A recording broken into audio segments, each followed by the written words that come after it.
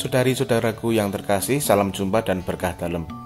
Kita saksikan video peraturan peribadatan dalam kondisi new normal ini dengan seksama ya.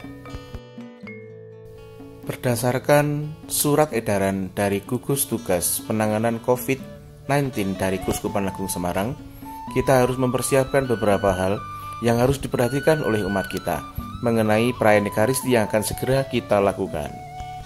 Siapa saja yang boleh ke gereja nanti ketika new normal? Untuk sementara hanya diperuntukkan untuk umat Katolik Paroki Paraan yang ada di 6 lingkungan kota. Disarankan umat untuk menggunakan alat transportasi pribadi, tidak menggunakan transportasi umum. Lalu umat lingkungan lain kapan? Untuk umat di lingkungan yang memiliki kapel akan dilayani pada saat situasi dan kondisi sudah aman dan kondusif. Sementara untuk Ngadirejo dan Candi Roto, sabar dulu ya, kita tunggu gilirannya. Ada berapa kali misa dalam hari Minggu?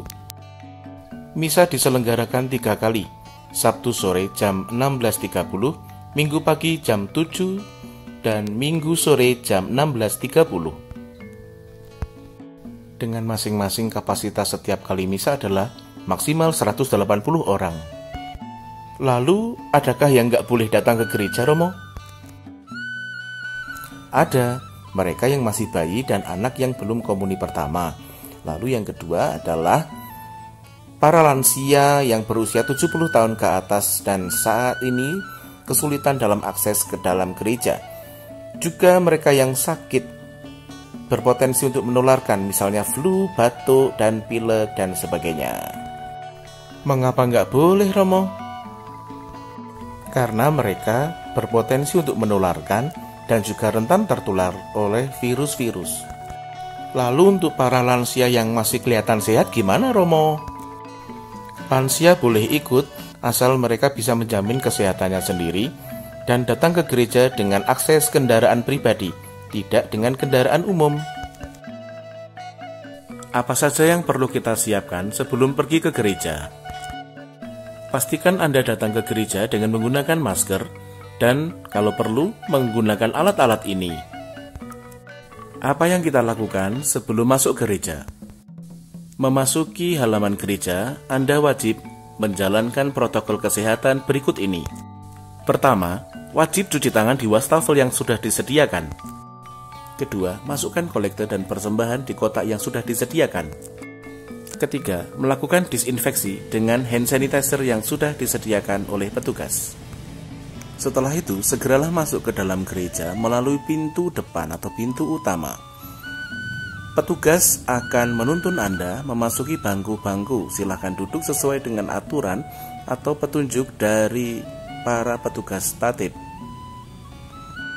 Bangku yang diisi adalah bangku bagian depan terlebih dahulu, baru kemudian ke bagian belakang. Bangku diisi oleh 2 atau maksimal 3 orang. Dalam liturgi nanti, apakah ada yang baru, Romo? Yang jelas, tata geraknya akan jauh lebih sederhana. Umat tidak boleh berlutut, hanya boleh berdiri dan duduk, dan salam damainya cuma seperti ini saja, tidak berjabatan tangan. Perhatikan saat komuni ini, umat maju dengan tertib, berjaga jarak. Kemudian setelah menerima hosti, umat baru diperkenankan membuka masker dan geser baru menyantap tubuh Kristus. Adapun komuni akan diatur sebagai berikut. Pertama-tama dari bangku di kolom A dan C, kemudian B dan D. Untuk umat yang di kolom E akan dilayani secara khusus dengan aturan khusus. Kalau sudah selesai misa gimana, Romo? Umat keluar dari mana ya? Perhatikan denah ini. Umat yang ada di kolom A dan B silahkan keluar di pintu samping gereja. Sementara umat yang ada di kolom C, D, dan E silahkan keluar menuju ke pintu utama.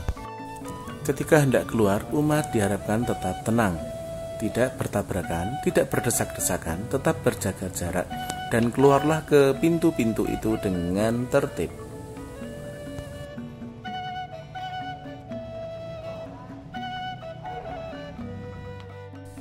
Dan jangan lupa, boleh cuci tangan lagi.